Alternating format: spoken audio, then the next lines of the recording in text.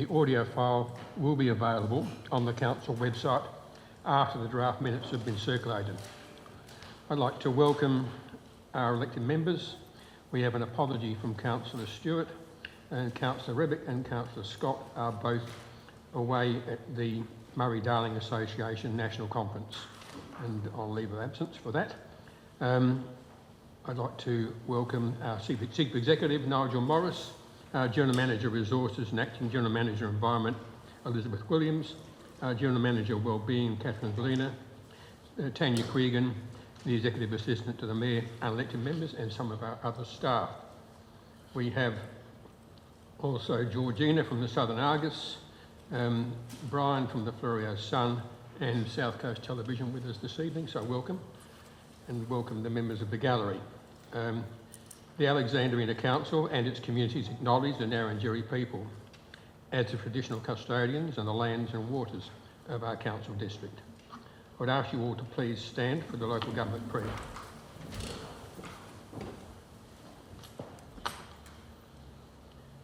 Almighty God, we beseech thee to grant thy blessing upon the works of this council. Guide us in our deliberations for the advancement and the true welfare of the people of this district. In recognition of the funeral of Her Majesty the Queen Elizabeth II, I ask you please now to remain standing and observe 1 minute's silence.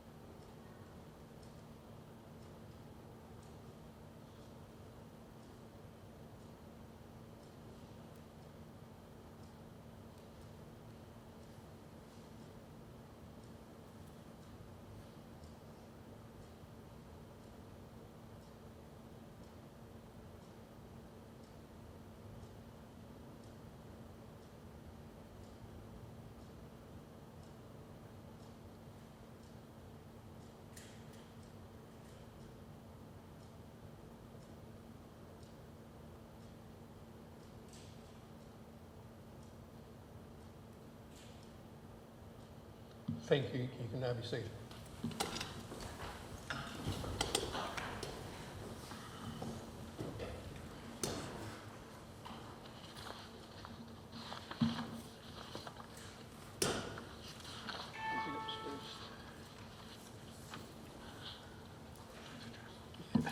Find a new agenda. Remind elected members of your obligations under your declarations of interest. If a council member has an interest in a matter before the council, they're asked to disclose the interest to council and provide a full and accurate detail of the relevant interest. And members are reminded they must declare that interest before each item. Next item is the minutes of our council meeting held on the 15th of August 2022. There's a recommendation that they be received. Is somebody to move that? Councillor Maidment. Seconder. Councillor Farrier. Any discussion relating to those minutes? If not, I'll put the recommendation. All those in favour? Against? It's carried. Your Worship, I'd just like to point out that I wasn't here, so I can't confirm them. So,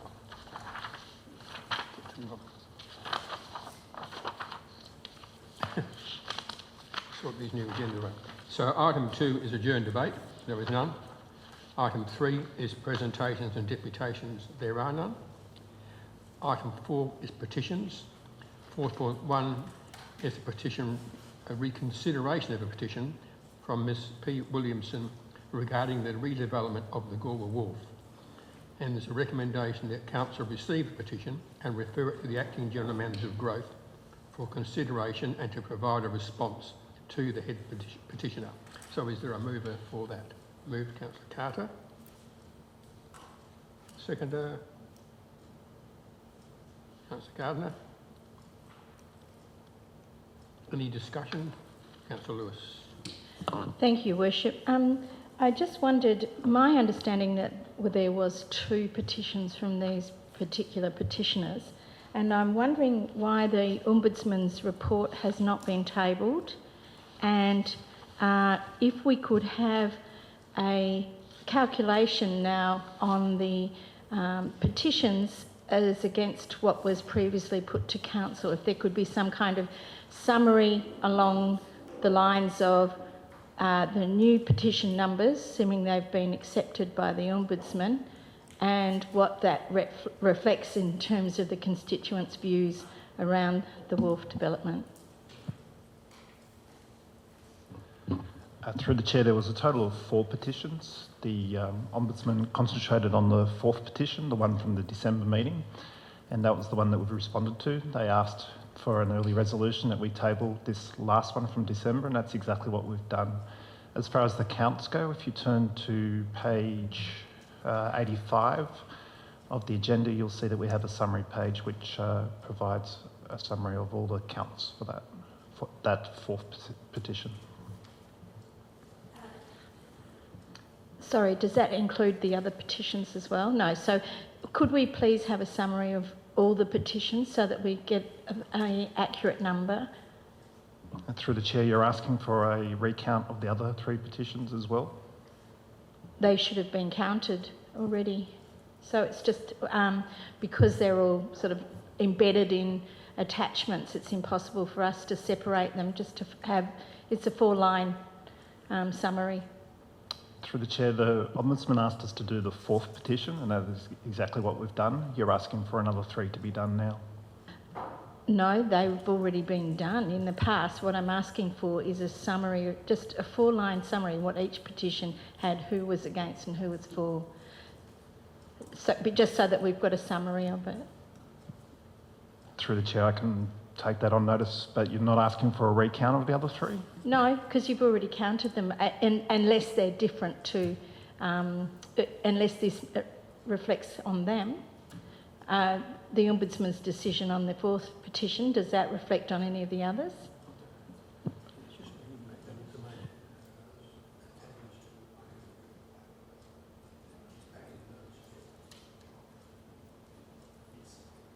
Through the Chair, his answer is yes, I will bring them back to you and give you a 4-line summary. It's probably just an EM portal update. Is there any further discussion? Councillor Coomans. Thanks, Mayor Parkes. I took a little bit of time just to go through this because I think it's worthy of some comment in the way the names have been analysed. And I guess when I looked at something like this, I think of a principle of the person signing a petition. Are you able to identify the person sufficiently to be able to send them a letter? That's in the text of the report. Can you be assured that the person has not signed more than once? And is the person a tourist, or do they actually live in the area or in Alexandrina? That sort of provides a bit of a weighting to the whole thing. And I guess, I have some issues because when I went through some of the pages, and the one that comes to mind is page 3 of 76, where the address was given as M/V. Now, it was obvious to me that's Morfordale, but it was rejected. Another one was P_T_N, which is obviously Port Noarlunga, and that was rejected. Then on page 4 of 76, there was an address shown as 136B Fenchurch Street. And if you do a Google search on that, the only Fenchurch Street is in Goolwa, but yet it was rejected. So, and petitioners from a retirement village who tend to put maybe a quotation mark under the address because it's exactly the same as the person who gave their address previously or earlier on, I'm just wondering whether they would be rejected as well. So it seems to me that we really need to look at these a little bit better. And so I went on, to page 23 of 76, and only 5 of the petitioners were valid. The other 15 were invalid. And when you looked at the page, most of the addresses were Brooking Street. and it didn't give a suburb. But when you do a bit of a Google look, a street view, and it says number 3 of 22 Brooking, or 2 of 24, or all of those, it's obvious when you have a street view, it's either a retirement village or it's a group of houses on a block. So it's certainly quite obvious to me that they are in Goolwa, yet they were all rejected because the address wasn't correct. So when you look at that, 18 were 1, 2, 3, 4, 5, 6, 7, 8, 9. Well, most were rejected because they didn't give a proper address. And look, I should really question that. So I went further and I had a look at page 76 of 76, and only 6 of the 20 were valid. And when you look at those addresses, Neighbour Avenue in Goolwa, Corcoran Avenue, there's no other Corcoran Avenue, there's a Corcoran Drive in West Lakes, so it's obvious that's also in Goolwa. Fenchurch Street again, and Liverpool Road, and then there was some others who just said Goolwa, and obviously they would be rejected because it doesn't give a street. So I really think that this needs to have another look, because if it's quite obvious where it is, then I guess we need to have a look at these and apply some reasonable rules to it that makes it obvious that those things, that they would be acceptable. So if you look overall, I think, and if you did a count of the valids, it would be a lot higher than what was actually acceptable. And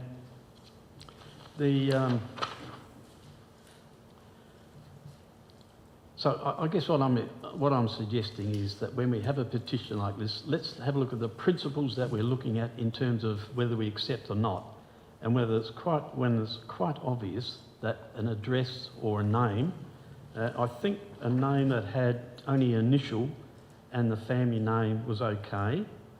I think if a husband and wife signed it, the second one, when they use quotation marks, I think that was okay in those.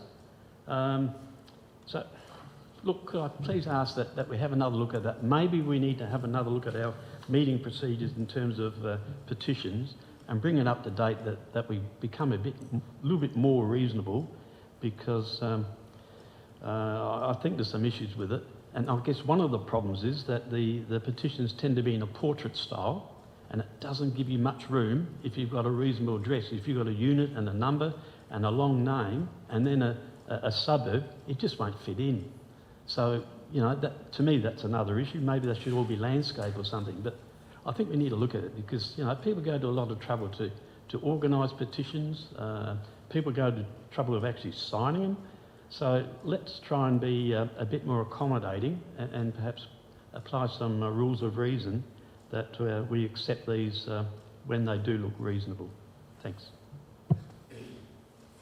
Any further discussion? Not, I will put the recommendation. All those in favour?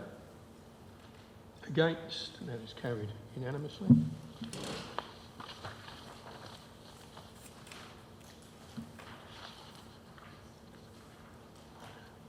Item 5 is questions with notice. 5.1 is a question from Councillor Maidment regarding a wastewater management plan. The answer to that is in the agenda. 5.2 is a question from Councillor Farrier regarding time parking study in Strathalbyn. The answer to that is in the agenda. There are all the questions.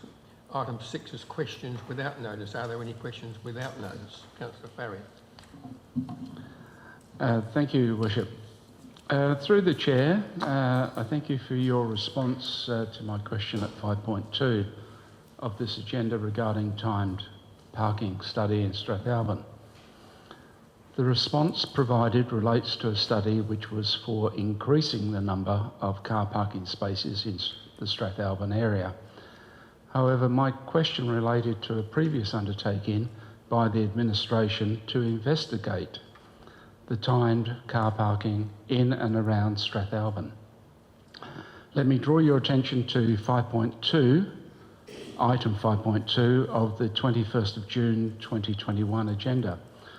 The responsible officer was the CEO, Glenn Rappensberg, and the report officer was the CEO, Glenn Rappensberg.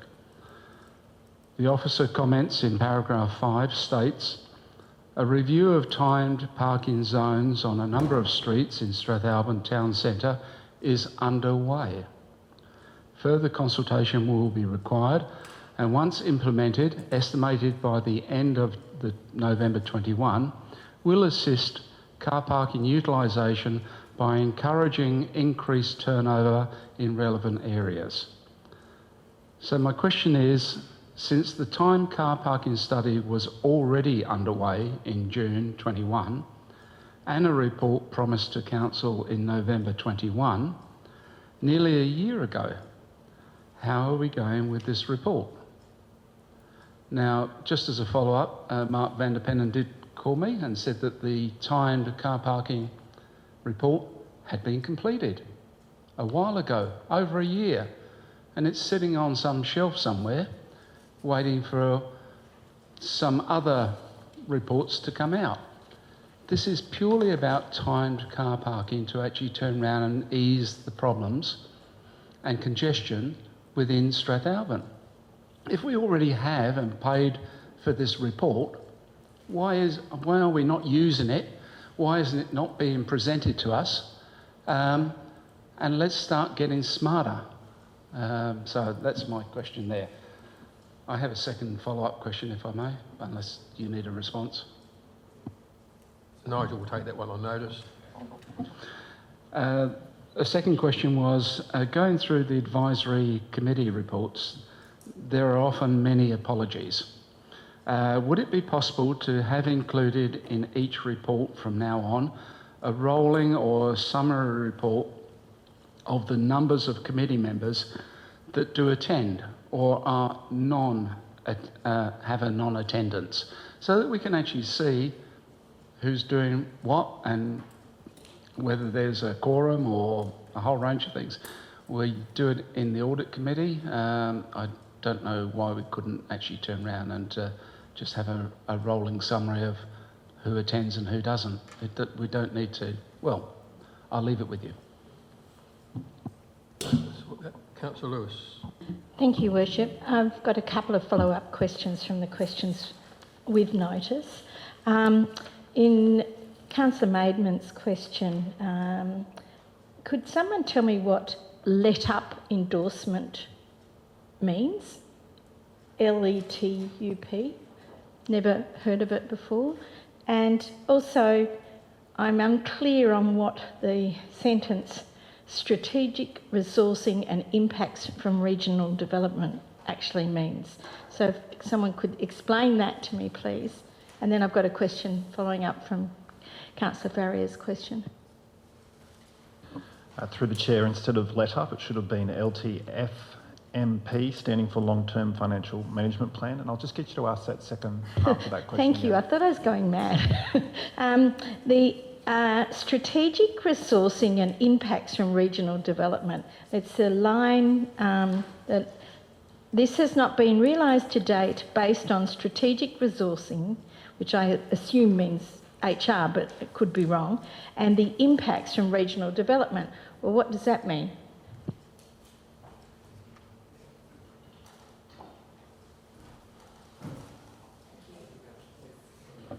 Sorry, through the chair.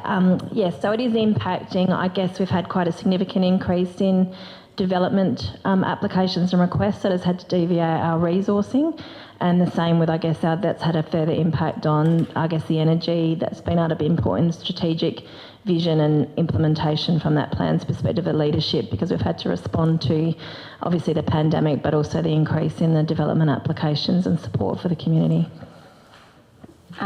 But I don't understand what you mean by impacts from regional development. I get what you're talking about with strategic resources, and it's what I thought, but I don't understand the rest of the sentence. The team's workload has increased significantly because they're working at the front end of developers when they're coming into the community to make sure that obviously they're laying the right foundations around the wastewater setup. So a lot of the resourcing's had to be deviated to support that increase in development.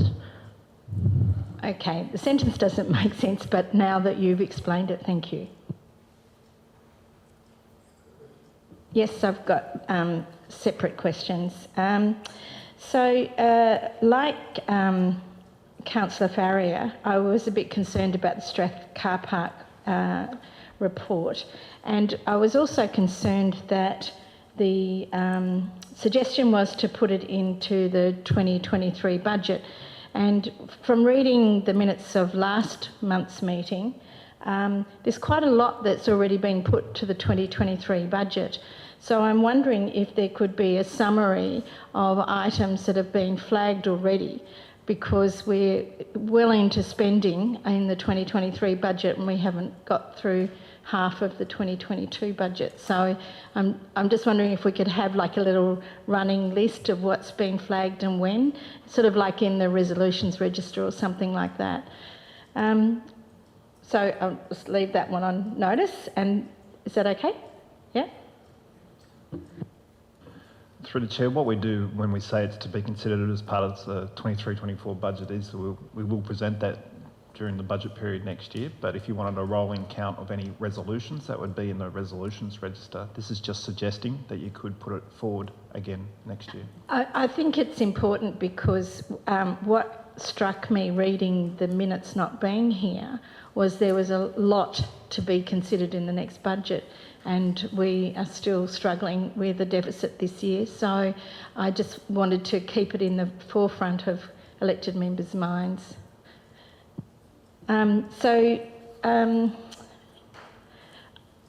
Where's my questions? Actually, I might bring them up in relation to those ones up. I've got a list here, which I'll send through to you, Tanya, so you don't have to type. Could someone please explain how our roads have got so much undergrowth and yet farmers are being threatened with fines if they don't forgo 5 metres of crop to create a fire break? That's probably one you want on notice, or you want to speak? Through the Chair, we've just got into place our weeding program and slashing program, and that will be going out very shortly. We've combined a couple of years' worth to do that, and we are a little bit behind, and we're getting out there now. So a follow-up question to that is, why are we not using the Indigenous mosaic method and burning off heavily congested undergrowth that creates a whole tunnel of flammability? So many of the Indigenous plants are much more flammable than crops and weeds. And what we've got in, I've had a constituent sent me photos from Strathalbyn where you have a tunnel of flammability, and then the farmers are expected to do the 5 metres where nothing's going to stop it when you've got that kind of undergrowth. And we've had in Ratalang very successful mosaic burning, and I'm wondering if there's a program in council for us to do that, because I'm getting the shake, but it's a way of reduction of flammable material, and particularly in those roads that become a tunnel.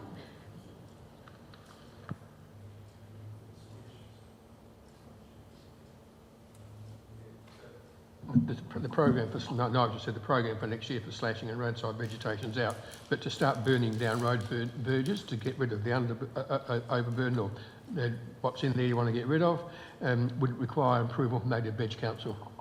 So have we ever done any investigation into mosaic burning? We can apply, yes. Yeah. And it costs us so much per plant, and they'll tag the plants that not to be touched. Yep. Well, that's the same in Ratalang. Yeah. And there's a cost involved, though. Yeah. Any other questions? Or? Yes. Regarding the recycle trial that was voted against last month, could we please have an explanation how the rubbish audit for the September school holidays could take place and be in the report before September? We had a meeting before this came to council, and the executive officer of the Farrier Waste Authority told us that he would be doing a rubbish audit in the September school holidays, and you had mention of the rubbish audit in the paper presented last month, and it wasn't September yet. So could we have an explanation on that? Through the Chair, the rubbish audit was linked to, I guess, the recycling pilot trial, if that's what you're actually referring to. So when we met, we were told that prior to the recycling trial coming back to council, that Farrier would do an audit, and Simon Grenfell took it on notice from that meeting that he would do an audit in the September school holidays to come back with the documentation about the trial. And that's why I didn't understand why there was comments about an audit, but when did the audit take place? And the agreement with the Port Elliot Town and Foreshore was that it was to happen in the September school holidays. So I just don't understand how you go from a meeting where you discuss it to a paper, and I'm sorry, I wasn't here to bring it up, but I don't understand how that disconnect happened. My understanding, but I will take it on advice and speak with Farrier, but my understanding was the audit was linked to getting ready for the recycling pilot, would have been later in the year. But if there's been other communications directly with Farrier, I'll need to take that on notice. No, you were at the meeting, and that was the understanding. Just a second, Councillor. The executive has told you she'll take it on notice, and that's what she will do. Thank you, Your Worship. My next question is around the Clayton Bay Boat Club lease. Could someone explain why they have been told that it will be sorted in March next year when it hasn't come to council? Through the Chair, I met with the Clayton Bay Boat Club and they talked about timing. I don't think I used the words "it will be sorted," but I let them know of the timing of the procedure to the new council to consider their lease. Thank you. I think there's some clarification needed. Then I've got another question for you, CEO. As you know, I put a motion to waive the fees for council buildings for the candidate forums for North and South wards. Could we have an update of how that's going? Because constituents are asking when the forums will take place, given that Victor Harbour, Onkaparinga, Mitcham and many other councils are currently advertising theirs and we haven't got ours up yet. West Ward has been sorted by Middleton Town and Foreshore. Through the Chair, we sent out a letter to all candidates saying that we weren't going to be running briefing sessions. We've been contacted by some that want to have briefing sessions or meet the candidate sessions, and then we've also been contacted by many who don't want to have them and think that if we do run them, we'll be disadvantaging. So what I will be doing is following up and sending out more correspondence to all candidates to let them know exactly what our position is on that tomorrow. Perhaps for information, you should know that one of the North Ward candidates has organised a forum on her own. So then I've come to, could we please have, again, a small table, but I would like a table of the elected members' disbursements regarding Anzac Day. How many of the elected members attended Anzac Day services? How many of them received reimbursement for mileage? Of each of those elected members, did they have to furnish an invitation with their claim? I'll give you that on notice. And finally, on page 23 of 248 of the Disability Access and Improvement Inclusion Plan, I just wanted to ask, this is in the design principles around the building. Around Goolwa Oval, I was there on Saturday afternoon, as was Mayor Parks, and I helped a lady get out of her car with a walker, and there was absolutely no signage for a disabled entrance. The mud was 2 inches thick trying to push a walker through it and then onto that slippery path. And they had flags, nowhere for the person to pull up. It was pouring with rain, it was extremely dangerous, and there was no disabled access to the back of the building. So we've got a disability access and inclusion plan with design principles that we're not even doing the basics. So can we please try and do something about that? It was really noticeable on Saturday.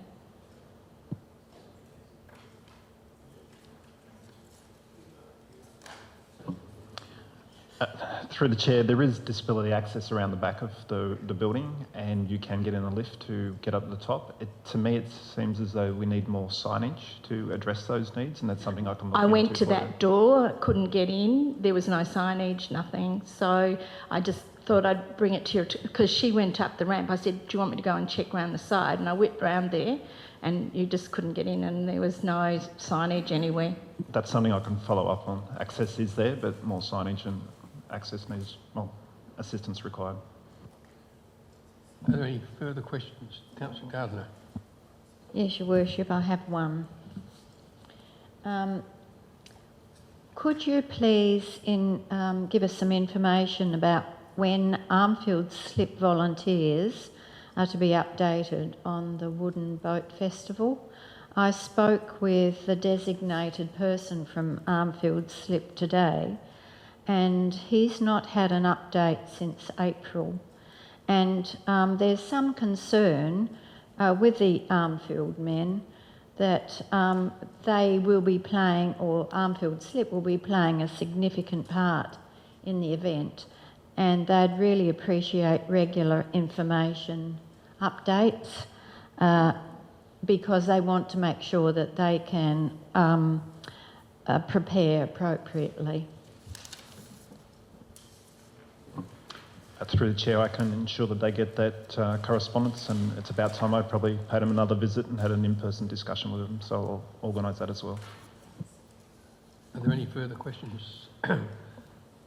Not, we'll move on to item 7, which is notice of motion. 7.1 is a notice of motion from Councillor Lewis regarding the sending of condolences to the Victor Harbour Council regarding ex-councillor Peter Lewis. And there's a motion there. I assume Councillor Lewis, you wish to move it? Do you wish to speak to it? Yes, Your Worship. I went to Peter Lewis's funeral on the day of the ballot, and I can tell you that there was easily 500 people there. It was the longest funeral I've ever attended, about 11 eulogies. It was nearly 2 hours, and Peter Lewis has contributed an enormous amount to the Fleurieu Foundation. Just recently, he was a ticket seller at our Black Tie and Boardies in Middleton. He's worked right across the Fleurieu and was recognised as the Victor Harbour Citizen of the Year this year. He died very suddenly on his way home from Flinders Hospital, quite unexpected, and it was a great funeral. I just think that if any of us had contributed that much in an adjoining council across boundaries, that we should honour that person. Do we have a seconder for that? Councillor Farrier. Do we have any further discussion? I think most people knew Peter, lovely chap. No? So I'll put the recommendation or the motion. All those in favour? Against? That's carried unanimously. Item 8 is administration reports. 8.1 is the Ratalang, Basham Beach and Horseshoe Bay Advisory Committee minutes of the 18th of August 2022 and the 23rd of May 2022. And it's a recommendation that those minutes be received. Moved, Councillor Lewis. Seconder, Councillor Maidment. Any discussion? Councillor Lewis.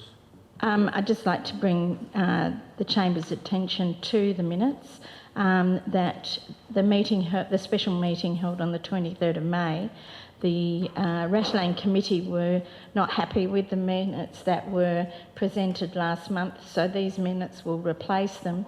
They felt that the dialogue and the narrative of the minutes is imperative to be kept, and as a way of corporate memory, because of the issues around the trees that was discussed. And so that's why the May minutes have come back to be endorsed and replace the ones that were there last month. I spoke to the CEO and this was the best way to do it. So, yeah, if you'd recognise that you'd seen the minutes from the 23rd before, these are the endorsed minutes by the committee. Any further discussion? Councillor Coomans. Yes. Yeah, thanks, Mayor Park. I attended that meeting as an observer and was recorded in the gallery as two people in the gallery. I just think that if an elected member attends these sorts of meetings, maybe they ought to be recognised in the minutes, because if an item out of that meeting comes to council, at least that member is recognised, and when they speak on a considered position, because they've actually been at the meeting to hear the debate and the discussions. The other thing, the minutes don't mention anything about carried unanimously, and I was sure that some of those motions that were passed at the meeting were unanimous, and I think it's our convention that out of Section 41 committees that if something's unanimous, it's noted that way. And I guess what I did like is that they wanted to include in their minutes the context of discussions, and I think having that included makes the information much more informative. Thank you. Yeah, we can just write to the committee. We can put a general thing to those committees and ask them to include those items, consider those items in their agenda. It is their agenda. Any further discussion? Question. Could we just amend the minutes now so that they're accepted with that? No, we'll fix it. We'll get there. They're not our minutes. Is there any further discussion? So I'll put the recommendation. All those in favour? Against? It's carried unanimously.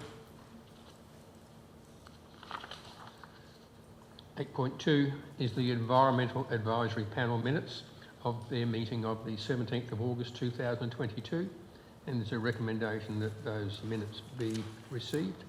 Is there a mover? Councillor Gardner. Seconder, Councillor Keeley. Any discussion relating to those minutes? Councillor Coomans. Yeah, thanks, Mayor Parks. Just a comment. I'd sort of like to commend the panel, because not only did they, in the acknowledgement, not only did they acknowledge the Narrandjeri Nation, but also the Paramang and the Gardner Nations. And really, it's about time we fix that in our General Council meetings.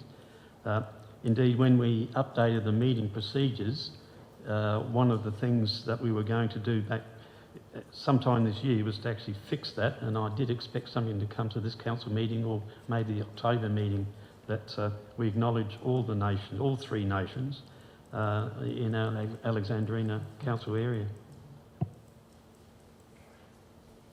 Any Councillor Lewis? Picking up on Councillor Coomans' comments from the previous minutes, in page 4 of their minutes, 113 of our attachments, could we have full names, please, in future? It's just got Sally and something. Moved Sally, seconded such and such. I think when you're having formal minutes, it should be the full name. And also, on page 113, there was a comment about Sugars Beach, and I'm wondering, given that this is on the public record, I'll read it exactly. And the comment says that administration should actively bust the myths that are spread through social media, including myths on rates, despite receiving federal grant money. So I am unaware of any federal grant money being received, and I'm wondering, is it the committee's role to instruct the staff to bust the myths?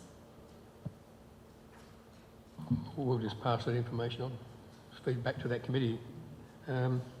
Has any federal money been received? Not that I know of. We're not here to discuss that, really. And well, it's in the minutes, it's on the public record. I'll just reiterate again, they're not our minutes. They're the minutes of a committee that's been sent to us. We can only present them as presented, and if there's something that we find incorrect, we go back to that committee and ask them to correct it. So it's as simple as that. Is there any further discussion? Councillor Maidment. Yes, so I notice here in the minutes of the 17th of August that the Hills and Farrier Regional Pest Strategy discussion paper will be tabled for input from this particular committee. So is there any timeline on when we will see that? Because people, are, particularly in my area, are keen to find out how we're going to address foxes and cats and corellas and water rats and all sorts of pests. Well, water rats aren't a pest, of course, but other rats, yeah. That information we would have to get from the Landscape Board, yeah, and I'm sure they will let us know when they've got it. I know foxes and rabbits and hares are on the list at the moment. Any further discussion? I'll put the recommendation. All those in favour? Against? That's carried unanimously. 8.3 is the Heritage Advisory Committee minutes of their meeting held on the 16th of August 2022, and there's a recommendation that those minutes be received. Moved Councillor Keeley, seconded Councillor Gardner. Is there any discussion made to those minutes? Not. I'll put the recommendation. All those in favour? Against? That's carried unanimously. 8.4 is elected member legal advice reimbursement request. And there's a recommendation there. Councillor Lewis. I have a conflict of interest, but I'd like to make a comment and not vote. It's a material conflict. Yeah. A material conflict of interest? Councillor, I'm not going to tell you how to handle the conflict of interest. You're aware of the requirements. It's Yes. entirely up to you. And I've made you aware that I have a material conflict of interest. I just wish to put some context around this coming to the chamber. So when I got my legal bill, I sent the lawyer a letter saying could they put $2,500 in a bill for council, and they did that, but they included GST. I then emailed the CEO and said, should I pay it or would council pay it? How do you want to do this? And we had an email exchange, and I said that I would pay it because my disbursements can take up to 12 weeks to get paid, and I didn't want the lawyer to wait that long. So my only comment that I would make is that council paid GST on their legal bill, and it's something that we didn't consider when we put the legal advice policy together, and the anonymous complainant paid nothing.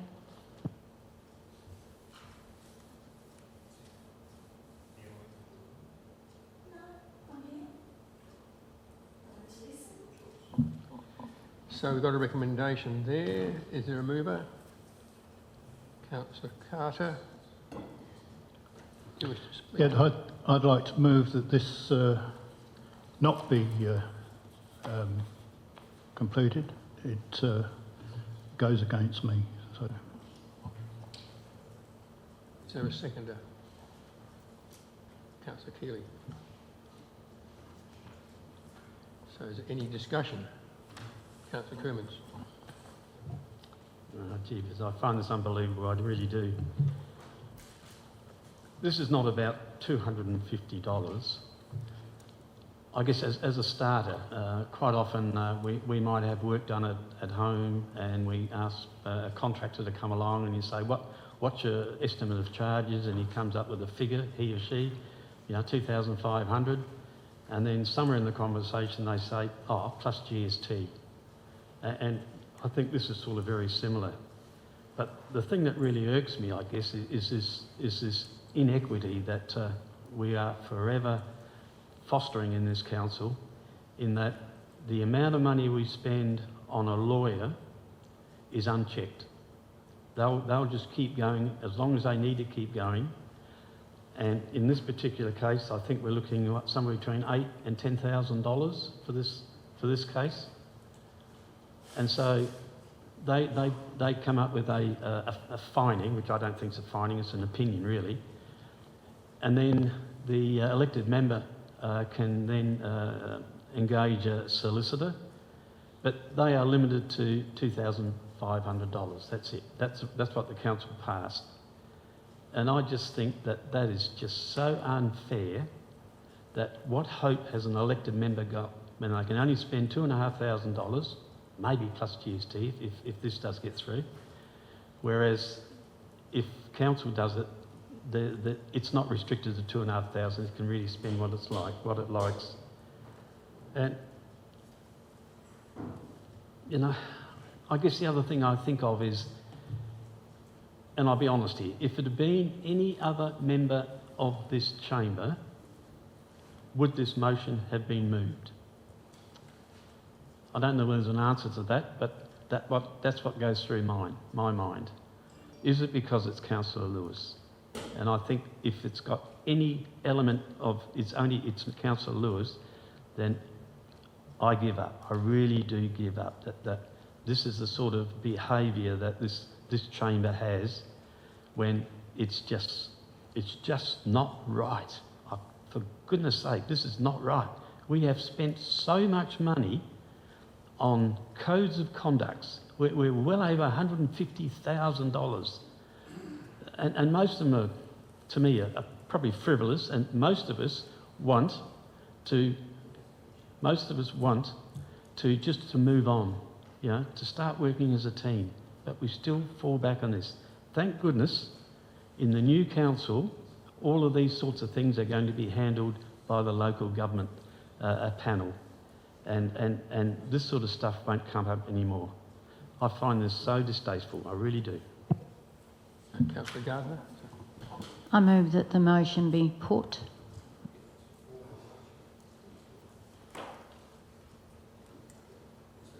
Is there a seconder for that? Councillor Keeley, oh, you've already seconded this motion, so you can't. Councillor Maidment. So I have a formal motion that the recommendation be put. So it's a formal motion, so I'll put it to you that it be put. All those in favour?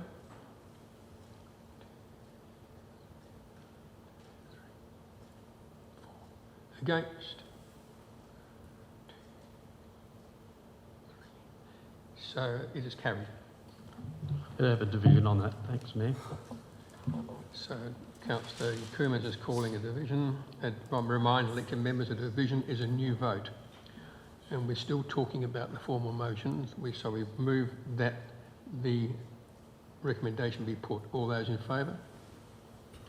In the affirmative, please stand. Councillor Carter, Councillor Keeley, Councillor Maidment and Councillor Gardner. Thank you. All those voting in the negative, please stand. Councillor Farrier, Councillor Coomans and Councillor Bradford. It is carried. So now we get to the actual recommendation, and so I'll put that to you. So all those in favour? So this is the actual recommendation now we're talking about. Sorry. A question? Yep. Are we voting on the recommendation that's up there? The recommendation that you moved. Okay. The motion that you moved. So we're voting on that. So all those in favour? Against? That's carried. Let's divide that one as well, please. I beg your pardon? Let's have a division on that as well, please. So Councillor Coomans is calling a division. I'd ask all those voting in the affirmative to please stand. Councillor Carter, Councillor Keeley, Councillor Maidment and Councillor Gardner. Thank you. Would those voting in the negative please stand? Councillor Farrier, Councillor Coomans and Councillor Bradford. It is carried. Thank you. 8.5 is Community Wellbeing Action Plan 2022 to 26. There's a recommendation that Council receive and note the Wellbeing Action Plan. Moved Councillor Keeley. Seconded. Councillor Carter.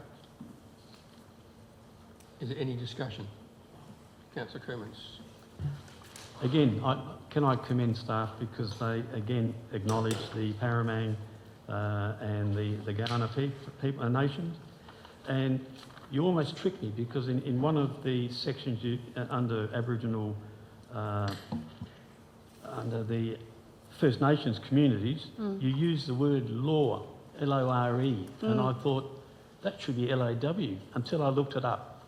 And L-O-R-E means a body of traditions and knowledge on a subject or held by a particular group, typically passed from person to person by word of mouth. So it is absolutely perfect. Oh, good. So I just hope that when our people, community read it, that they understand the same thing. The other, I just had a question also in terms of one of the things that we spoke about earlier this year was dual naming. Oh, yes. In communities and in locations and things. There wasn't any inclusion about anything to do with that in this particular document. Is that something? I think in saying that, it might not be specifically mentioned that there will be dual naming, but there is, just kind of off the top of my head, I guess, I can have a look, but one of the things is that raising the profile of our First Nations people within our community and having more of a presence around that across the board, so that whether that's through sharing stories or supporting the dual naming of places throughout Alexandrina. Okay, thank you. Is there any further discussion? Councillor Maidment. Yeah, a good report here. You have your key themes, 55% action to improve mental health amongst young people, more programs and events, different ways to engage in arts and culture, businesses that meet community demand and sport and rec facilities. There's percentages assigned to all of those. Is there a breakdown for a demographic around all of that? Like Which page are you on, sorry? Page 128 of 489. It's consultation results. Sorry, you're on, sorry? Oh, yeah, but of this page. I'm on the agenda, yeah. Oh, sorry. Sorry, I've just put up this one. Sorry. Which one? Okay. Yeah. So sorry, breakdown per Is there a town. demographic breakdown and per township as well? Because I mean, I think one of the key things, if I can speak for Strathalbyn, is sport and rec facilities are very high on the list for the young people at Strath. May not be as important for across the Goolwa region.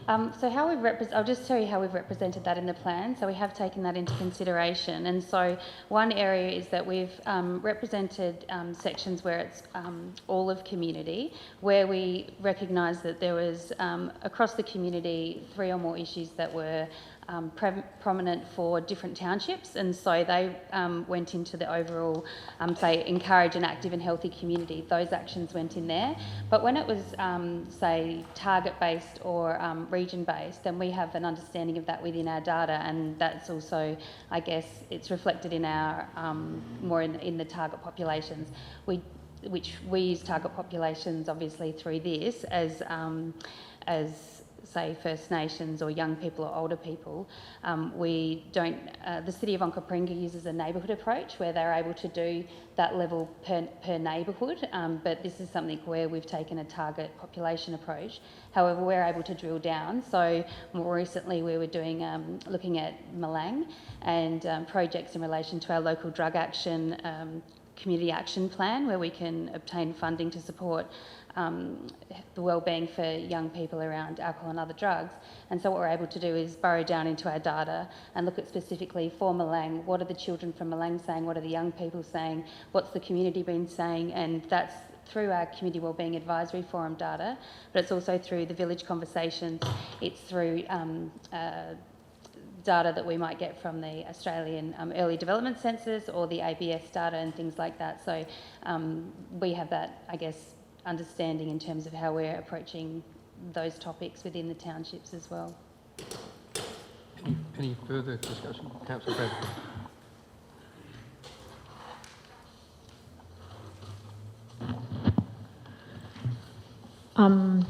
This is a really exciting document, and I can't say enough or congratulate enough both the staff and elected members and the broader community for coming together in this way to create this document, which for me, and I think for many, is just the start.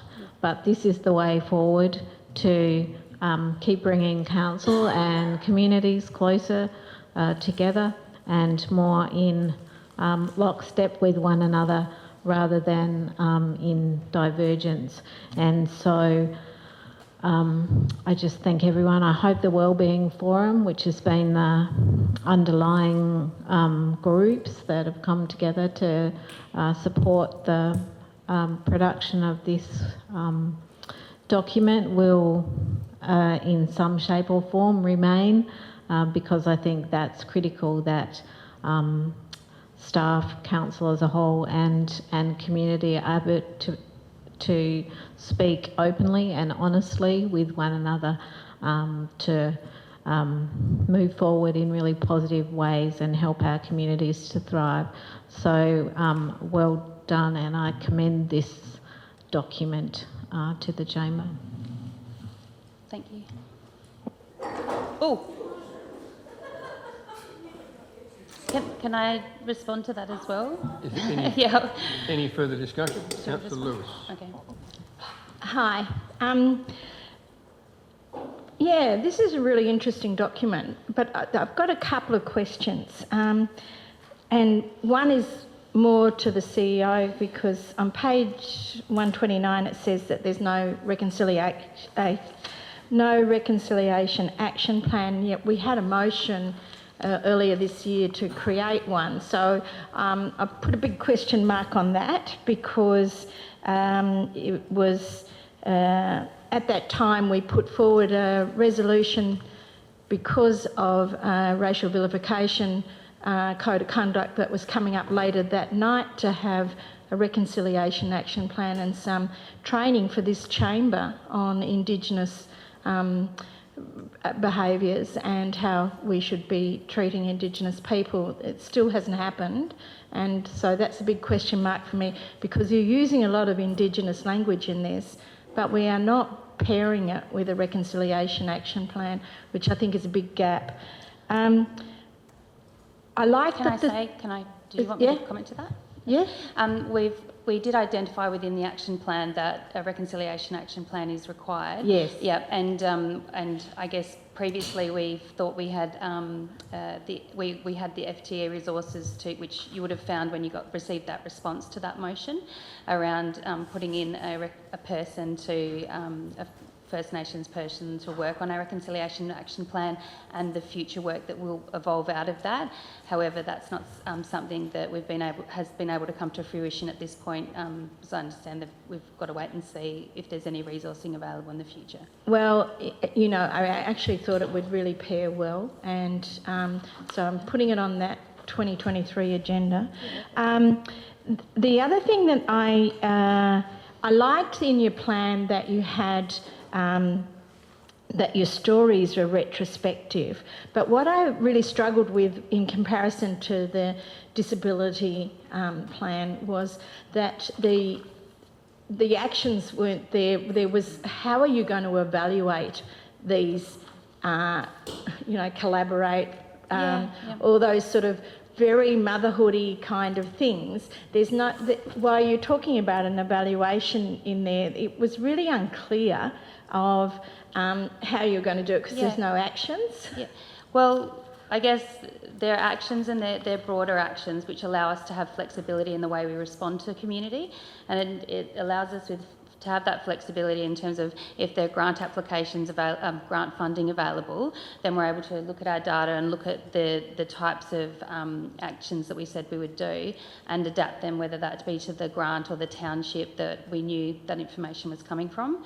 So they're broader, they're not down to specifics, because some towns it means there might be one thing that was more specifically a response for them, and it might be adapted a little bit differently for Strathalbyn.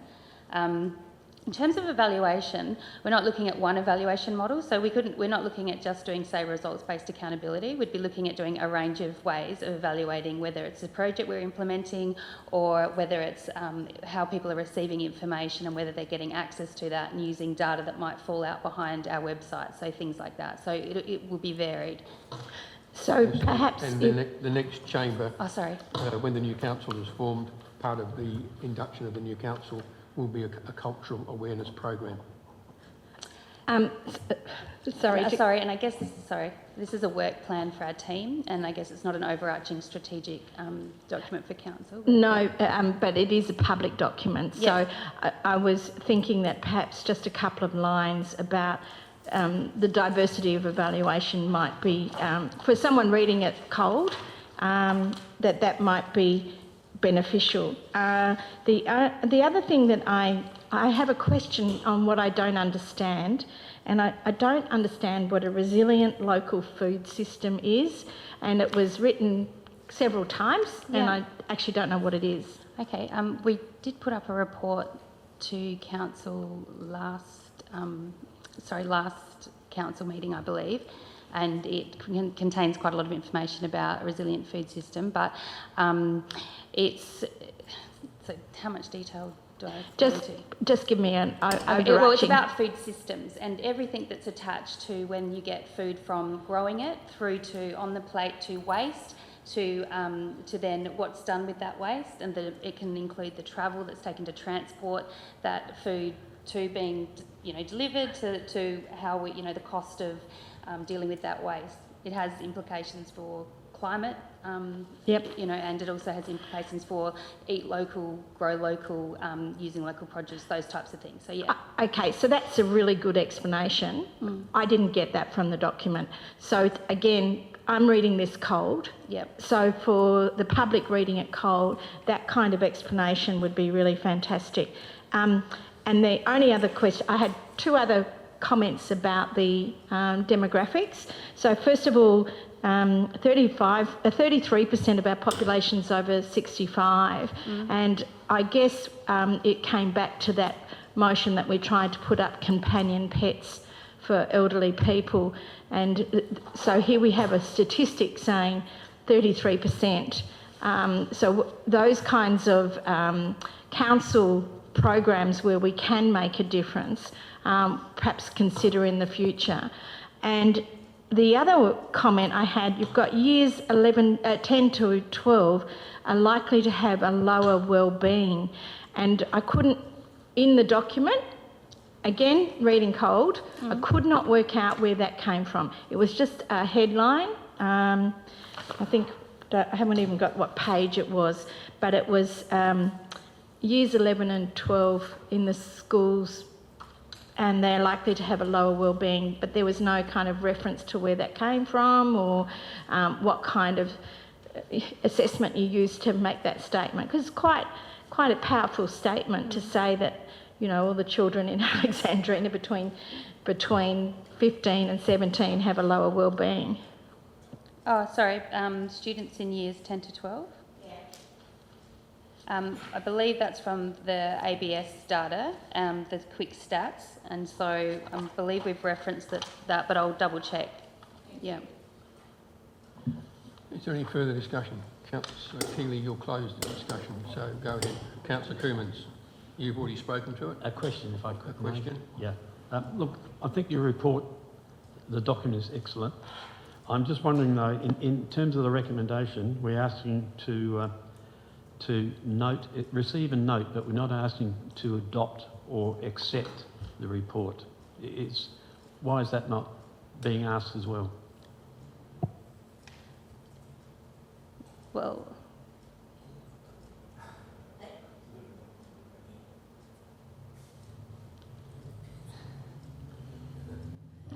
Sorry, through the chair, I guess it's seen as a living document, something that we'll continue to work with and adapt based on the information that we learn. But, sorry, Mayor Parks, but you're asking us to note it. Now, noting doesn't mean we accept the contents or adopt the contents.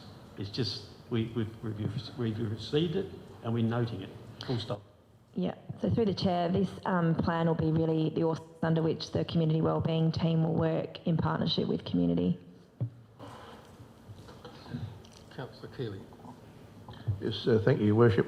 I could say many glowing things, but I won't. It was a tremendous work, very well researched across a wide spectrum of the community, and we are very varied in the Alexandrina Council area from a socio-economic point of view and age, and I commend you on the effort. I'm assuming there could be some cost involved in some of these things, and therefore, if we adopted it, that wouldn't be known to us. But thank you for doing it. As past chairman of Community Living Australia, I've been very involved with the disability sector. I did alert the CEO of the study you were doing, and there may have been some communication with him. And also, as a volunteer at the local community centre, we're receiving more and more people needing assistance, and not just for food, but furniture, petrol vouchers, and helping with the computers and their Centrelink, and just such a wide variety of things. And I think you've got a long way to help in resolving those issues. So well done, and congratulations to Catherine and yourself and your team. Thank you. Close the discussion. I'll put the recommendation. All those in favour? Against? That's carried unanimously, as it should be. 8.6 is the Disability Access and Inclusion Progress Report, 21 to 22, and there's a recommendation that then we also receive and note that. Councillor Lewis, you're moving that? Yes. Councillor Maidment, seconding it. Any discussion? Councillor Kermans. Thank you, Mayor Parks. Could I just draw your attention to page 264? And I know I've said a fair bit on our Indigenous nations, but you mentioned in there the Ramengeri as another grouping. And my understanding is the Ramengeri are really part of the Kookabrack, and that's really part of the Narrandjeri. That's all one and the same. So I'm wondering why you're mentioning the two of them when it should all be under the Narrandjeri nation. Let me just have a quick look. Sorry, I didn't bring it. Okay.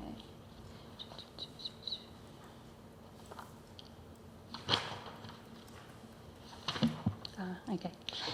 So this was the plain English version, and this was done some time ago. It was done when we first produced the Regional Public Health Plan, and at that point we were acknowledging in our documentation at council the Narrandjeri Nation and the Ramengeri clan, the Parramac people and the Gardner people.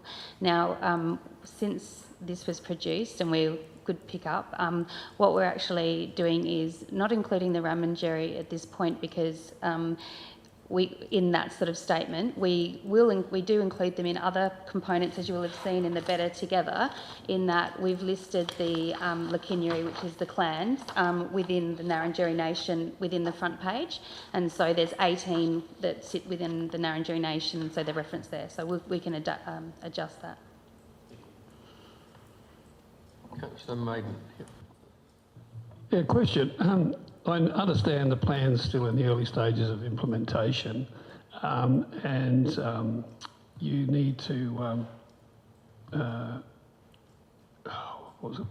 just lost my thought. All I wanted to know, particularly, I had a conversation with the people at the Station Masters Gallery at Strath. There is no disability access, so how are you implementing this through the assets team? Is it started yet? Because there's some of our older buildings don't have disability access, and people need to get access. So has that been rolled out through the assets team so far, or not, or are you waiting to do that? Do you?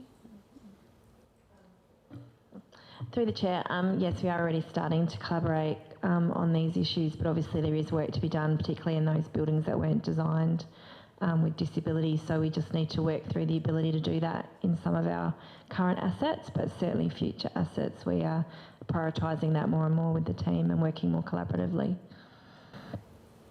Any further discussion? I'll put the recommendation. All those in favour? Against? That's carried unanimously.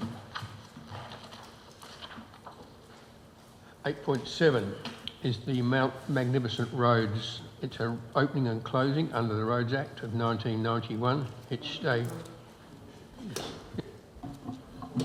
Point of order. Within this motion, item 1.b asks for us to make an order for disposal of a closed road and transfer the whole of the land to a third party. Under Council's caretaking policy, item number 7, it states quite clearly not to dispose of council land and or assets. So it would appear to me that we shouldn't be voting on this motion, given that it's in the caretaker mode and the item needs to be deferred until the new council.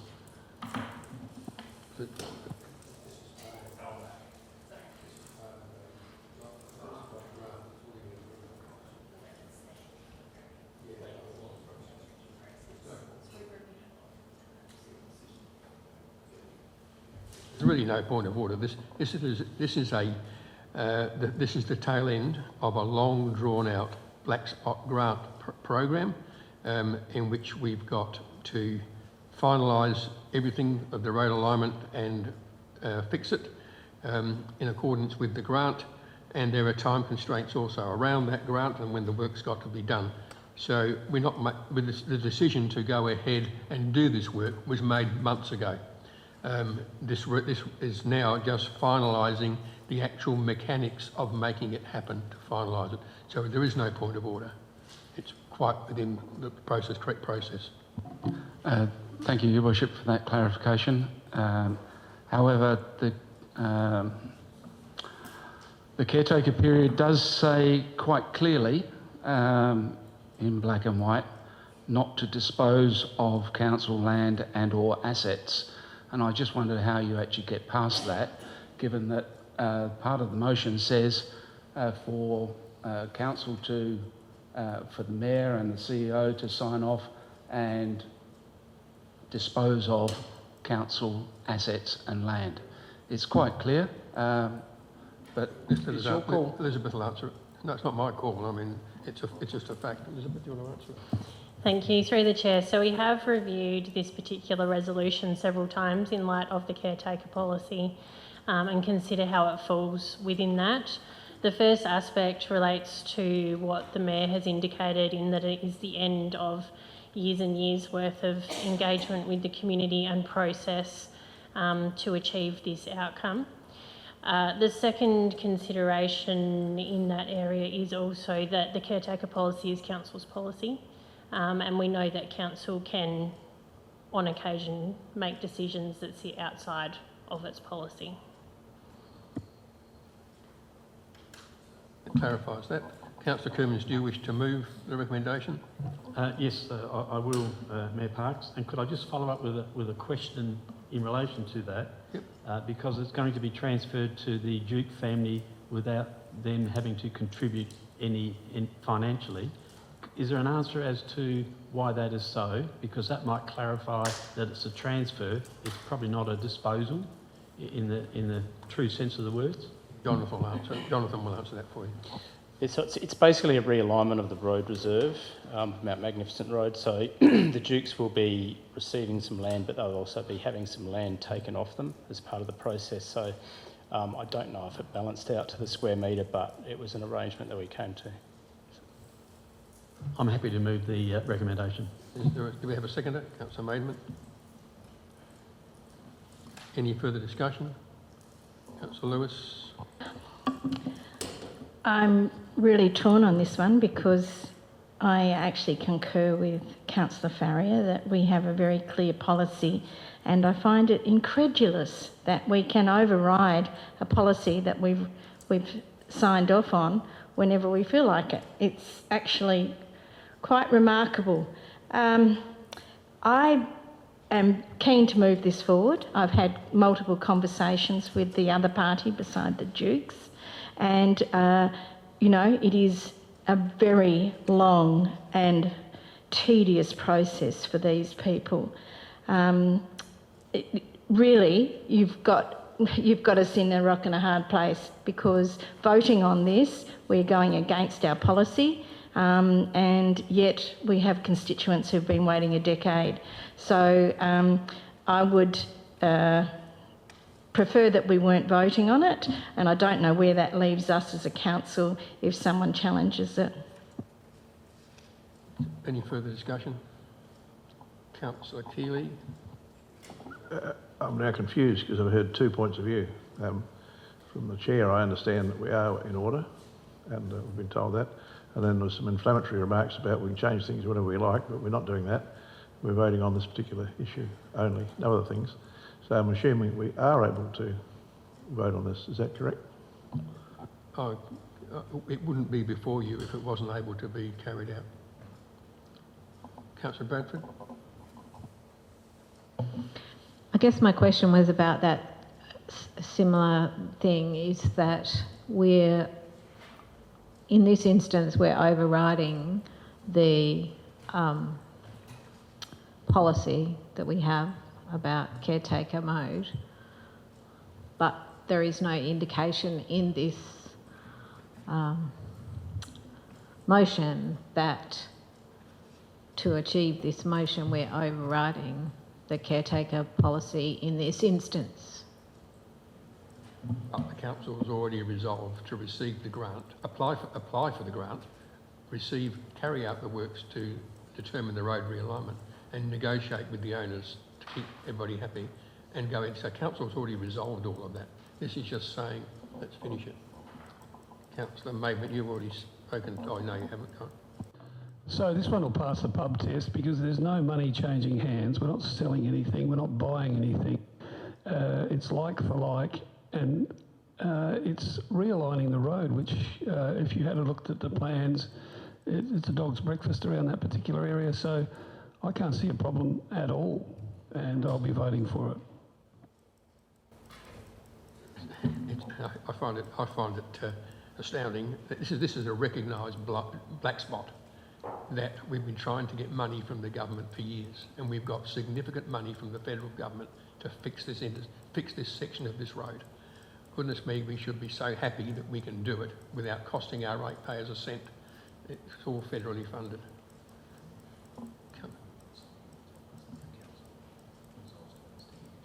Yeah, maybe Nigel's just saying maybe we could add to the top of it that council has resolved this long-standing issue. If we can add that to it. Yeah, do you want to just do that? And as the mover, would it be useful to mention something about the caretaker policy?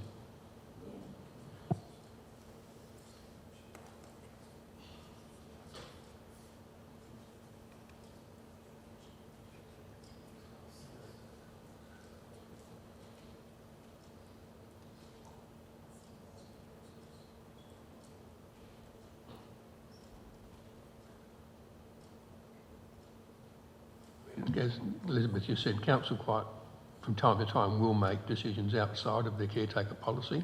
It does it. The caretaker policy is not designed to stop council doing what it has to do. It's just designed to stop you doing things that you don't need to do. And this is something that we do have to do in the interest of safety for our residents and road users and performing with the requirements of the grant.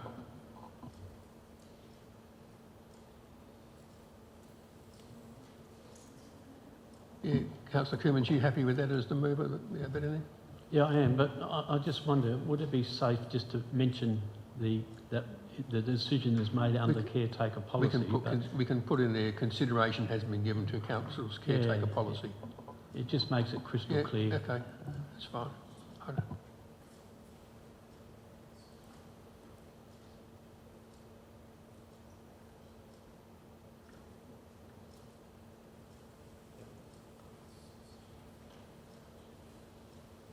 Happy with that? Yeah, the CEO has a way with words. So yeah, that's right. Yeah, Councillor Maidment, you happy with the second there? Yeah. So is there any further discussion? Put the recommendation. All those in favour? Against? It's carried unanimously. 8.8 is the Regional Public Health Plan 2022 to 27, and there's a recommendation there before you. Moved Councillor Bradford. Is there a seconder? Councillor Keeley. Any discussion? No? I'll just say, I can tell you that Sutherland Hills received complimentary recognition for this plan, and it's up for an award. So, and it's likely to be adopted as a statewide program. So I'll put the recommendation to you. All those in favour? Against? It's carried unanimously.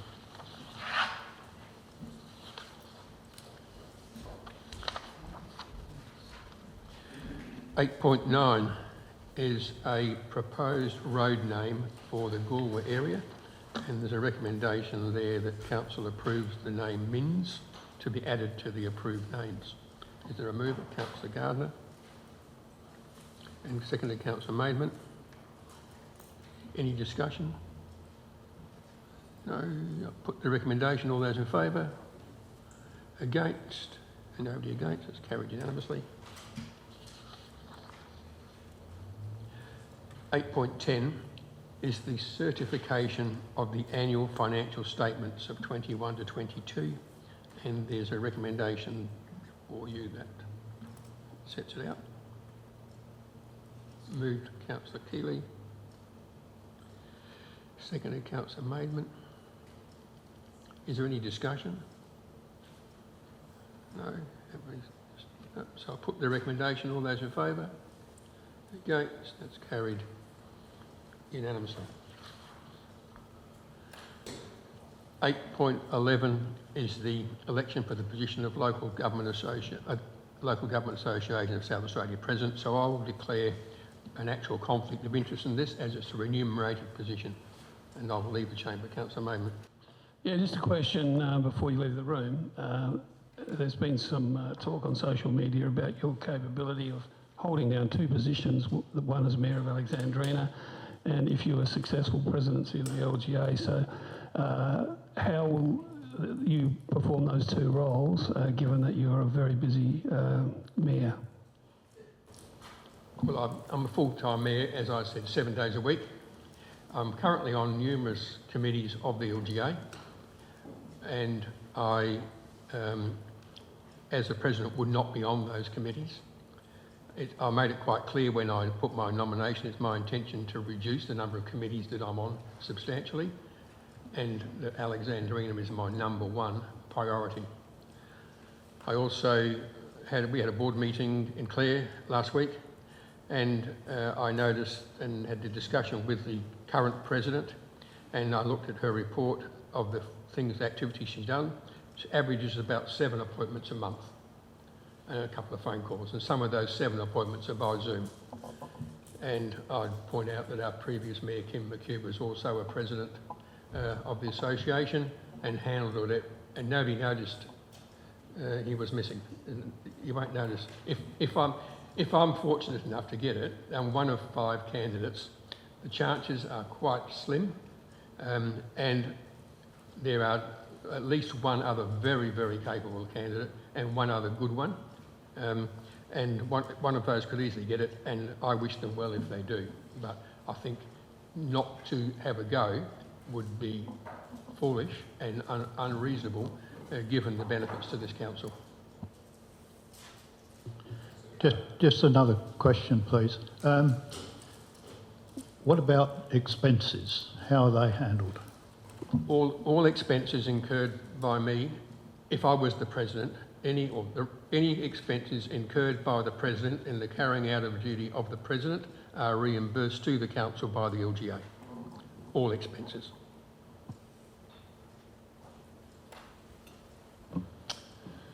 With the departure of Mayor Parkes, I need an acting presiding member, so I seek nominations. Councillor Keeley. I'd like to nominate Councillor Gardner as acting chair.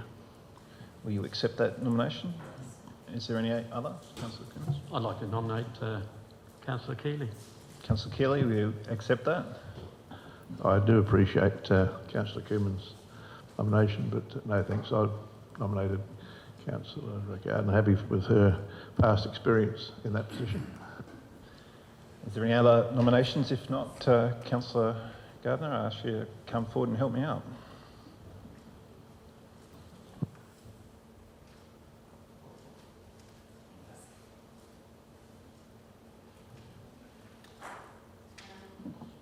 We are now up to 8:11, election for the position of Local Government Association of South Australia President. There are 5 nominees, Mayor Keith Parkes being one of them, Mayor Carolyn Phillips from the District Council of Karoonda, East Murray, Mayor Brett Benbow from Port Augusta City Council, Mayor Bill O'Brien from Adelaide Plains Council, and Mayor Erica Vickery, OAM Narracourt Lucinda Council. We have a recommendation that the council endorses one of those members. Could I please have a motion? Point of order first, please, Acting Mayor. Pardon? Point of order first. I need to declare that I have a perceived conflict of interest in relation to Mayor Bill O'Brien because he's a member of the Kapunda Mills on Wheels Committee, and I'm actually President and Chair of the Board of Mills on Wheels South Australia, but I intend to stay and debate and to have a vote. So the reason for your withdrawal is? No, I'm not withdrawing. I'm not withdrawing. What I'm saying is I have a perceived conflict of interest. Right, okay. Thank you. Yes, Councillor Keeley. I'd like to move the motion and inclusion in the double X of the name Keith Parkes. Very pleased to move that Mayor Keith Parkes, as he's called, is our preferred candidate. He's got a wide knowledge of local council, spent much time as mayor here, but also on the local government authority. And I think he'd be an excellent choice. And he's answered questions about his time, and it would appear that if he is re-elected, and of course we're still subject to re-elections, that he would be able to cope with that, and it would still allow enough sufficient time to fulfil his duties here as the mayor. So much pleasure in moving that. Sorry. Yes, my question is, could you tell us what the salary for this position is, given that this has been discussed on other committees that people have stood for here? I'd like to know what the stipend for LGA President actually is. Through the chair, we're busily looking that up and we'll have that in a second. Can we get back to that question before we go to the vote? Could I please have a seconder? Thank you.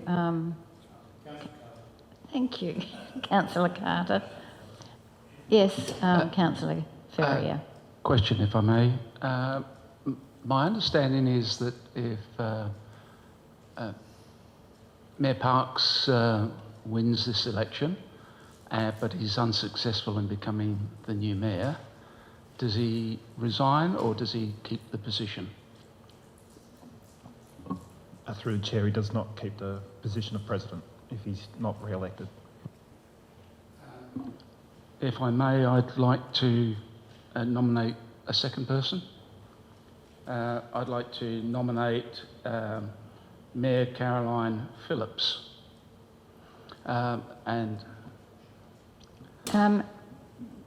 Councillor Farrier, you can foreshadow that motion. I haven't spoken. We're calling for nominations, aren't we? Well, we already have a motion and a seconder to that motion. I thought we were calling for nominations. Well, I asked for a motion and I've received it, and I've also received a seconder. So you may foreshadow. Then I'll foreshadow a motion. Thank you. Can I have a quick explanation of why? Yeah.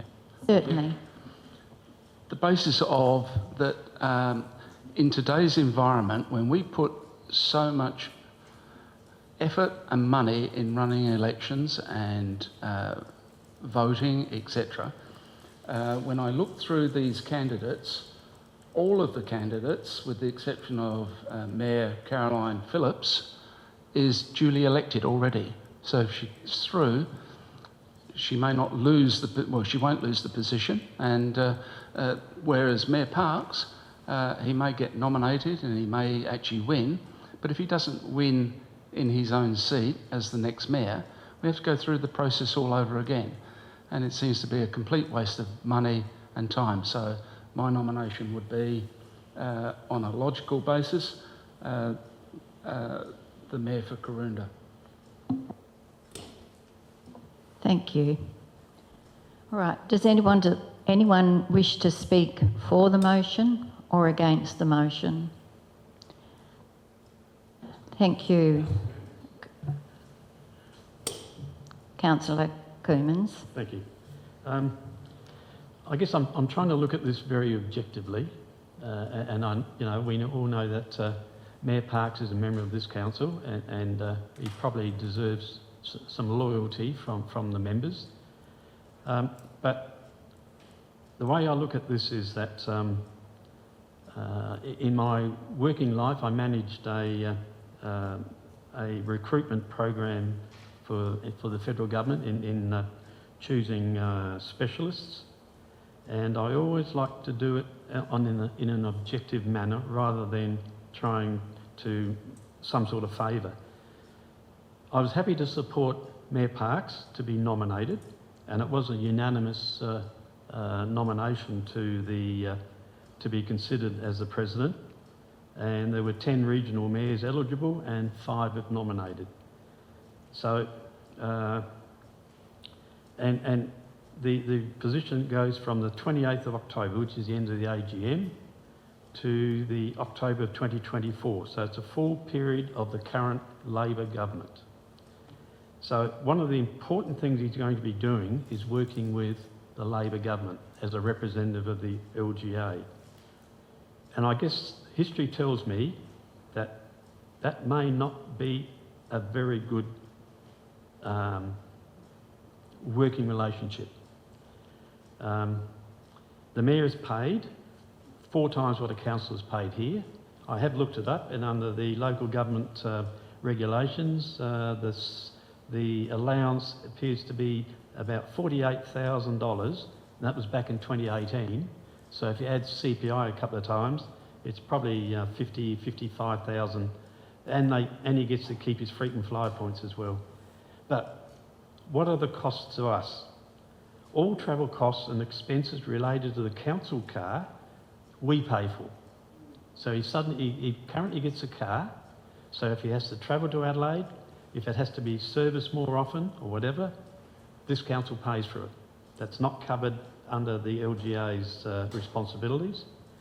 We then have to time sharing between Alexandrina, that's us, and the LGA. It does say in their documentation there is significant time required as the president of the LGA. So in a sense, he goes from a full-time mayor to a part-time mayor.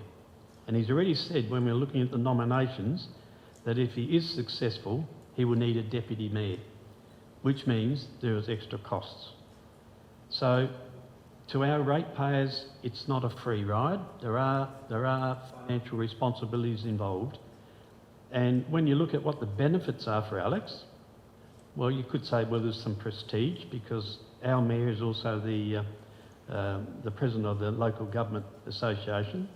I'm not sure whether our residents or ratepayers would see that. I mentioned that he'd have to deal with the Labor government.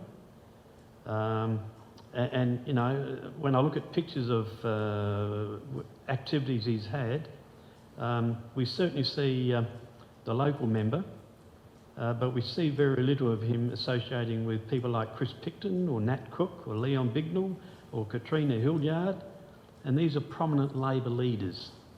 So, and I guess another example is the local Goolwa school opening. There was some photo shoots there. It showed all of the local members and some other elected members, but the person who actually opened the school, which was Minister Boyer, all that we had there was a plaque, which said that he was going to be opening it, but nothing for photos. So, and then when I looked at the CVs, the one that stood out for me was either Erica Vickery, OAM, from Narracourt, Lucendale, and also Bill O'Brien from Light Regional Council. And Bill has been a mayor since 2010. Erica has been an elected member since 2000. And the things they get involved in, I thought those two had probably more of a demand on that position than our mayor. And you know, I have nothing personally against Mayor Parks, but I think President of the LGA and the sort of thing, the responsibilities they have, we've got to have the right person doing that. And in my view, in my simple view, those two others I've mentioned would probably be a little bit ahead. So therefore, I can't support this. And someone's foreshadowed a motion, but I don't support that foreshadowed motion either. But if this fails, and if either Bill O'Brien or Erica Vickery was nominated, I'd support either one of those. Thank you.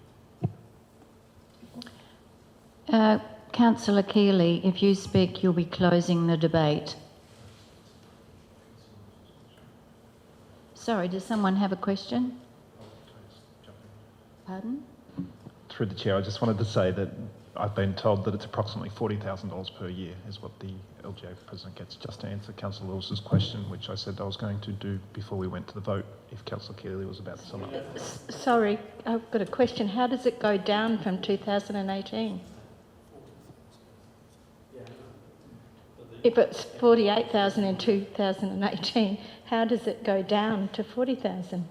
Nothing else has. Thank you. Just a moment. Oh, another hand, sorry. Okay, so Councillor Bradford. My question is, I'm wondering why we're not having a ballot and why we're using this process, because it is like there's a ballot paper here which is the one that Alexandrina Council will return, but I was wondering why the chamber isn't being given the opportunity to fill out a ballot paper. Through the chair, the use of the ballot paper is just to get an indicative vote so that you can move something into the motion, so you can then vote upon it. What Councillor Keeley's done is gone straight to putting a name in there, and then we will vote upon the name that is put up there. If we need to go to an indicative vote to put a name in there, that's another option available to you as well. So, Councillor Keeley, would you like to close Yes, the thank debate? you, Acting Chair. I think that's the correct title. Look, a lot of what we've heard, I think, is immaterial, and as a simple explanation is unfair. Mayor Keith Park's ability to mix with people of either persuasion or politics is not something we are fully aware of.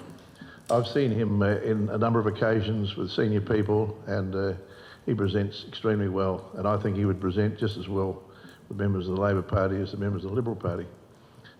Look, the amount of money we're talking isn't a huge amount for the sort of work that's being done. I retired 20 years ago and I had more than that then. This is an amount of money as a remuneration, it's a stipend. It's to help him be able to devote time to these tasks. He's already told us that he wouldn't do any less for the council. He wouldn't go on the committees that he's already currently on. So the time he's spending currently on the committees on the LGA would no longer be required. Therefore, he'd be attending the LGA meetings, which he does already. Now, as far as we're concerned here, he is full-time. The previous mayor wasn't. He was part-time. And I don't know whether there's any complaints or not, but when Mayor Parks took the chair, he's devoted 7 days a week to his task, and I think he does it admirably. I think he would be a good candidate. Not only is it prestigious for this council, it's also something that I would think would bring benefit to us. He, on radio, always speaks very well. I've listened to a number of his questions. He does that unfalteringly, and I can't see any reason why he wouldn't fulfil this.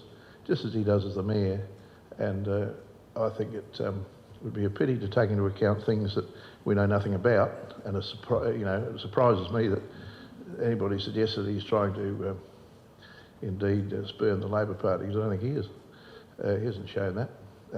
He goes to every function that he's invited to, and he presents very, very well. So I have great pleasure in putting this motion forward. Thank you. Thank you. That closes the debate. Those voting in the affirmative, please raise your hand. Thank you. In the negative, the motion is carried. There's a division, which means that it's a new vote. So those voting in the affirmative, please stand. So we have Councillor Carter, Councillor Keeley, Councillor Maidment and Councillor Bradford. And those voting in the negative, please stand. We have Councillor Farrier, Councillor Lewis and Councillor Coomans. Thank you. The vote is still carried.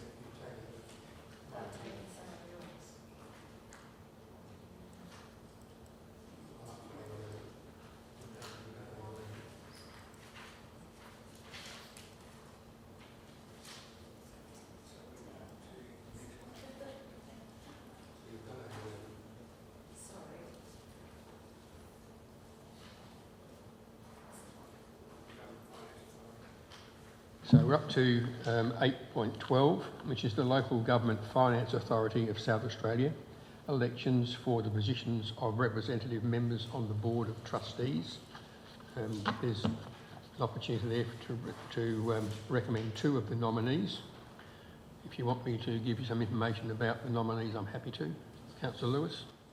I'd like to nominate Dr. Nigel Graves and Mr. Michael Sedgman, I think his surname is. Sedgman, yes. Gray and Sedgman. Has anybody else got any preferences? Who they would like to Carter? Who would you like to think of? Yeah, I'm quite happy with Sedgman, but I'd like, is it Angela Martin? Sorry, Councillor Lewis has actually moved that. Yeah. So, yeah. So we'll have to just see how that goes. I mean, I don't.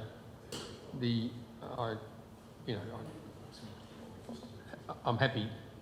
The most important member there is Michael Sedgman. He's the chair, and does a fantastic job. Councillor Farrier, do you want to second that?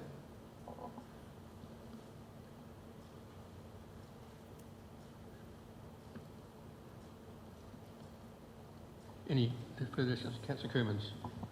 Yeah, look, I agree with that, but could you're probably in a good position just to give us some words on Dr. Nigel Graves. Certainly his CV looked pretty impressive, and I had no issue with Michael Sedgman, but would you like to make a comment about Dr. Graves?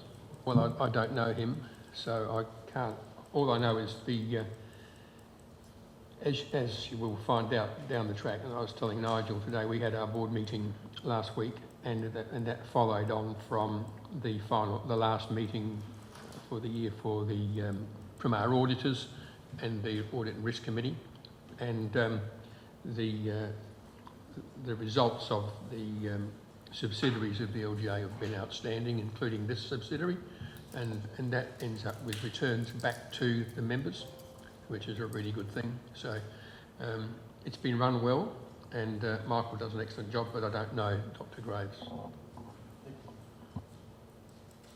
Is there any further discussion or conversation? No, so I'm happy to put that recommendation to you. All those in favour? Against? 1, 2, it's carried. So that's fine, so I'll just put in here.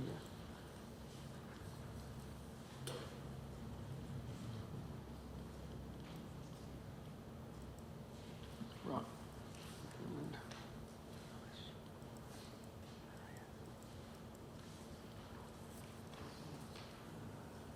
Right.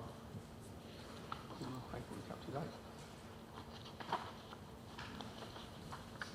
So 8.13 is the Chief Executive Officer's report for September 2022, and there's a recommendation that that report be received. Moved Councillor Keeley. Seconded Councillor Carter. Any discussion or questions of Nigel? Councillor Lewis. Thank you, Your Worship.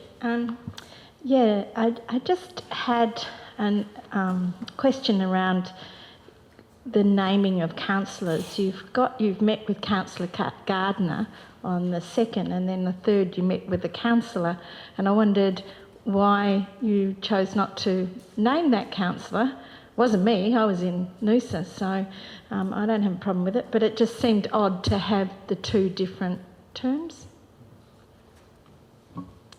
Through the chair, I think it was very public that Councillor Gardner and I went out gallivanting around the countryside having a look at various things. I need to get into the habit of asking councillors when I meet with them, do they want to actually say if I met with them or not. Sometimes I meet with an elected member and they don't want other people to know, so I'll simply say I met with a councillor. Thank you. And the other question, I have two other questions. One is around the KNY agreement.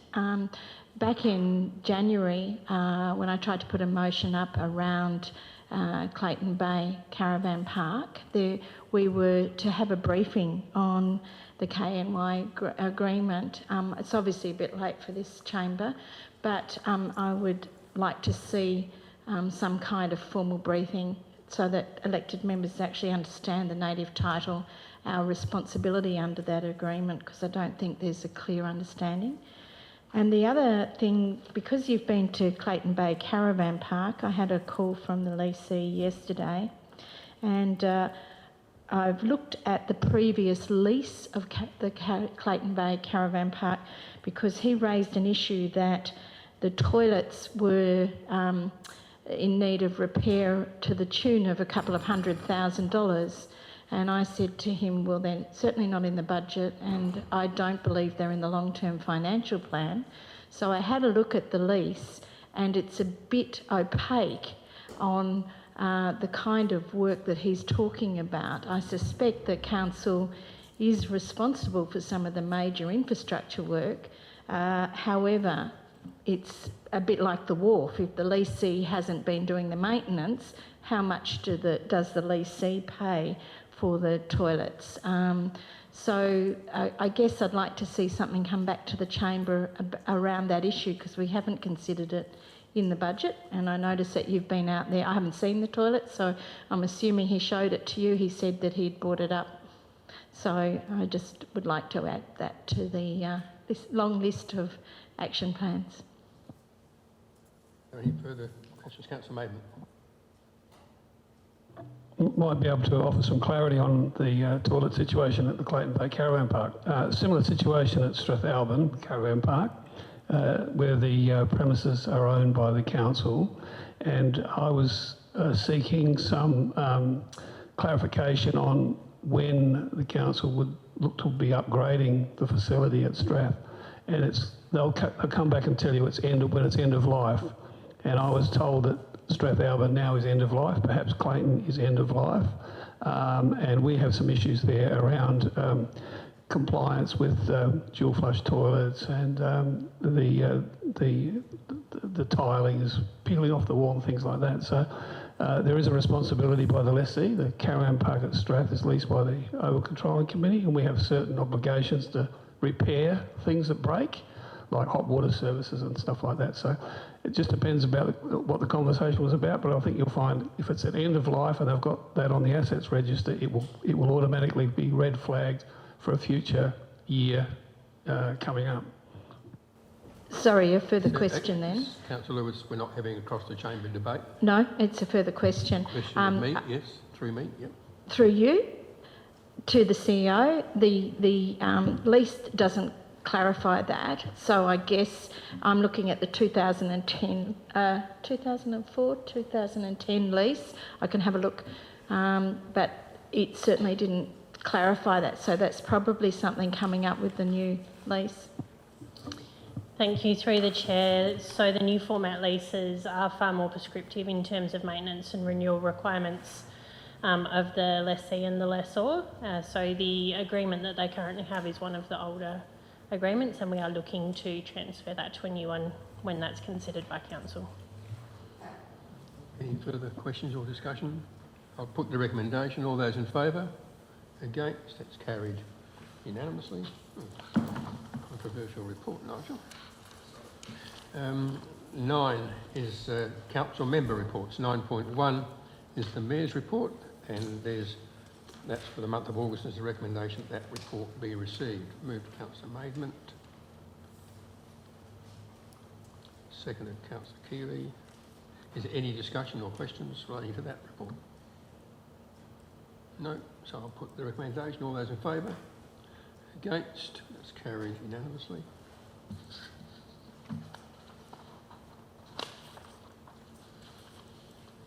And there's 9.2 is a council member activity report, which is from Councillor Gardner. The recommendation that that report be received. Moved, seconded, moved Councillor Keeley, seconded Councillor Lewis. Is there any discussion relating to that, or are there any verbal updates members would like to make? Councillor Lewis. Yes, it just occurred to me today, Your Worship, that we will. This event will take place before the next council meeting, in that the Southern Fluorio Cancer Support Group and Breast Cancer Network Australia are having a Pink Ladies Day in Port Elliot, and so I'd just like to remind elected members that October is National Breast Cancer Month, and I will send out the invitations in due course for people, but it's Port Elliot are going to cover themselves pink for breast cancer. Councillor Maidment. Yes, through you. Could Councillor Gardner update us on the interviews for Executive Officer? Do we actually have one now for the Fluorio Regional Aquatic Centre? Yes, we do, and he's been appointed, and at this minute I can't tell you who it is because I can't remember his name. But I was at I was on the panel, and there was no doubt that in terms of his qualifications and his ability, fingers crossed and many prayers to the God above, that he actually lasts the distance. Through the chair, ironically, the person's name is Andrew Baker, and my new GM of infrastructure, who's up the back, is Andy Baker. So it's going to be confusing that one's an Andrew Baker and one's an Andy Baker. That's why I can remember that name. We'll send something out to everyone, providing a resume and so on of Andrew Baker. Only let us know when things like that happen. Any further questions, or Councillor Coomans? I just wanted to mention to the chamber that today was a funeral for Linton Jacobs. Linton was the husband of Dorothy Jacobs, who was a councillor here for many years. And Linton's got a fantastic claim to fame. He's written a number of books, a lot of historical books about the the area in which we live. And Linton was in his late 90s, and he was in Thornbury Park at one stage, and he was also recently in the place in Goolwa, and I just forget, Sandpiper, yeah. A very acknowledged member of this community over many, many years. Thank you for that. Any other? Councillor Lewis. Would we be able to have a letter from the council acknowledging his passing to Dorothy, coming from the council? It would need to be to the Jacobs family. Yeah, the four Nigel kids. will fix that. Yeah. Thank you. Any other comments or questions? No, so I'll put that recommendation to you. All those in favour? Against? That's carried unanimously. There are no confidential items. That brings our meeting to a close.